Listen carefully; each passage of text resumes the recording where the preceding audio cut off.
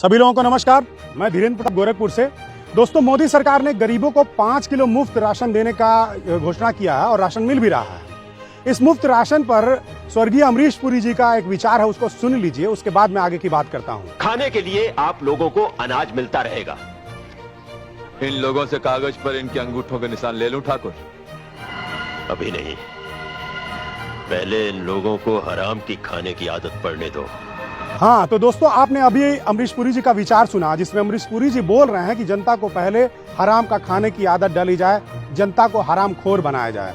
तो क्या यह आदत हमारे देश के लोगों को पड़ चुकी है? जी हाँ, बिल्कुल पड़ चुका है। इसका एक सटीक उदाहरण मैं आपको बता रहा हूँ। दोस्तों, कोरोना के समय में लाखों लोग मरे।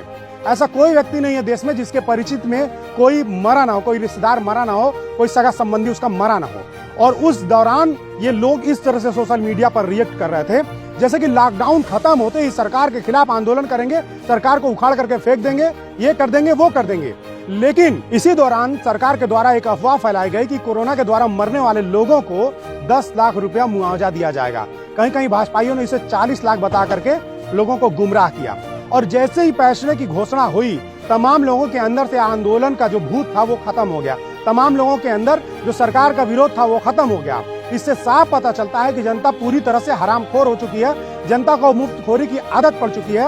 और अब यह जनता कहीं पर केवल 5 किलो राशन में ही महंगाई, बेरोजगारी, अशिक्षा, भूखमरी, आतंकवाद, जातिवाद, सांप्रदायिकता सबको भूल चुकी है, दंगे फसाद को भूल चुकी है, हिंदू मुस्लिम का जो बंटवारा हो रहा है उसको भूल चुकी है। देश में यह भी कहा जा सकता है कि जो भूखा है वो जाकर के राशन लेगा, लेकिन जो भूखा है वो आंदोलन भी कर सकता है। लेकिन कहीं पर भी कोई आंदोलन यहाँ पर दिखाई नहीं दे रहा है। देश में जितनी भी योजनाएं आ रही हैं, उन योजनाओं में से देखिए केवल इस तरह की योजनाएं आ रही हैं कि जनता को भिखारी बना दिया, जनता को मुफ्तखोर बना दिया, जनता को पूरा सरकार के भरोसे छोड़ दिया जाए। जनता को कहीं से भी आत्मनिर्भर बनाने की कोई योजना नहीं चल रही है। देखिए, सरकार शौचालय बनवा रही है, सरकार घर दे रही है, सरकार के सांसद विधायक पहुंचते हैं तो ठंडी में जाकर के कंबल दे रहे हैं, गर्मी में आकर के वहां पर प्याऊ लगा दे रहे हैं, घड़ा लगा दे रहे हैं कि पानी पीजिए।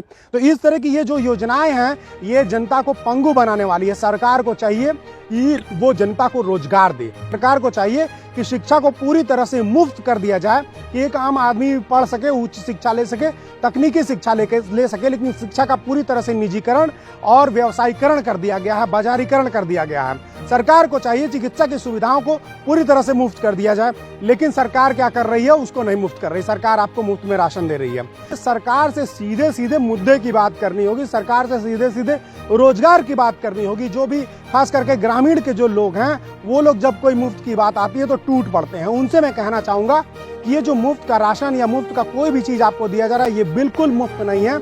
ये जो आपको दिया जाता है वो सरकारी खजाने से निकाल करके दिया जाता है। सरकारी खजाना जब खर्च होता है तो सरकारी खजाने को भरने के लिए महंगाई को बढ़ा दिया जाता है, टैक्स को बढ़ा दिया जाता है, और उसी टैक्स से फिर सरकारी धन खजाना बनता है, और उसी सरकारी खजाने में से कुछ उसमें से निकाल करके आपको दे दिया जाता है और आप उसमें खुश हो जाते हैं। आप सोचिए कि पेट्रोल डीजल पर आज सरकारें 100 रुपया का पेट्रोल है तो उसमें 70-75 रुपया सरकारें जो है टैक्स ले रही हैं। मतलब 70% जो पैसा है वो टैक्स का पैसा है, और वो टैक्स का पैसा आपसे लिया जा रहा है। और मुफ्त वैक्सीन, मुफ्त में राशन, ये सरकार जो प्रचार कर रही है, सोचिए एक प्रिंटेड झोला है जिसमें मोदी की फोटो लगी हुई है, उस झोले में 5 किलो राशन दिया जा रहा है। जितने का वो राशन है उतने का ही वो झोला है।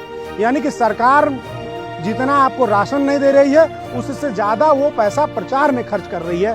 ये सीधे सीधे तौर पर सरकार अपनी मार्केटिंग कर रही है, अपना वोट बैंक बढ़ाने की कोशिश कर रही है। ये दिखाने की कोशिश कर रही है कि हम आपको मुफ्त में दे रहे हैं, जो वो कहीं से भी मुफ्त नहीं है। वो भरपाई हम ही आपको करना पड़ेगा। और आज हम अगर राशन मुफ्त में मिलेंगे, कंबल मुफ्त मिलेंगे, शौचालय मुफ्त मिलेंगे, घर मुफ्त मिलेंगे, तो हमको उसका भरपाई भी करना पड़ेगा। हमको टैक्स के रूप में वो पैसा आप सरकार को लौटाना पड़ेगा, और वही महंगाई के रूप में हमारे ऊपर आकर के फिर से गिरेगा। लेकिन इसके साथ साथ जो सबसे बुरी बात है कि हमारे लोगों के बीच हरामखोर बनने की प्रवृत्ति आगे बढ़ती जाएगी, भीख मांगने वाली प्रवृत्ति आगे बढ़ती जाएगी। सरकार आपको भिखारी, भिखमंगा बनाना चाहती है, सरकार आपको आत्मनिर्भर नहीं बनाना चाहती है। अगर आपके अंदर जरा सा भी आत्मसम्मान बचा है तो सरकार से भीख मांगने के बजाय अधिकार मांगिए और उनसे कहिए कि हमको रोजगार दें। सोचिए कि अगर आपके पास रोजगार होगा तो क्या आप 5 किलो राशन के लिए लाइन लगाने जाएंगे? आप बढ़िया से बढ़िया खाना खरीद करके खा सकते हैं, आप बढ़िया से बढ़िया कपड़ा पहन करके खरीद सकते हैं। सांसद विधायक आते हैं, कंबल बांटते हैं गाँव में। अगर आपके पास रोजगार रहेगा तो एक बढ़िया मखमली कंबल आप खरीद सकते हैं। सरकार आपको शौचालय दे रही है, उसमें भी खूब कमीशन खोरी हो रही है। और उस शौचालय में न तो बैठने की जगह, न तो पानी रखने की जगह है। और वैसे शौचालय के नाम पर सरकार आपको मूर्ख बना रही है। अगर आप नौकरी मांगते सरकार से और आपके पास नौकरी हो जाएगी तो आप एक बहुत बढ़िया शौचालय बनवा सकते हैं, बहुत बढ़िया घर बनवा सकते हैं। तो प्लीज मेरे साथियों, मेरे दोस्तों, मेरे देश के लोगों, इस मुफ्तखोरी की सरकार को हटाइए। ये मुफ्तखोरी के नाम पर केवल महंगाई बढ़ाएगी, जो मुफ्त में बांटेगी उससे ज्यादा आपके ऊपर कर्ज लाद देगी। और ये देश हमेशा भिखारी होता चला जा रहा है। आप देख रहे हैं एक एक करके हमारा जो रेलवे, हमारा एयरपोर्ट, हमारी जितनी सरकारी संस्थाएं सब बिकते चली जा रही हैं, सब अंबानी अडानी के हाथों में चली जा रही हैं। केवल इसी नाते हो रहा है कि क्योंकि सरकार सरकारी धन का बेतहाशा दुरुपयोग कर रही है और उसके पीछे केवल और केवल आपकी चुप्पी है, आपका लालच है, जनता का लालच है। जिस तरह से कोरोना में लाखों लोग मारे गए, लेकिन मुआवजे की लालच में लोगों ने कहीं कोई आंदोलन नहीं किया, सरकार का कहीं कोई विरोध नहीं किया।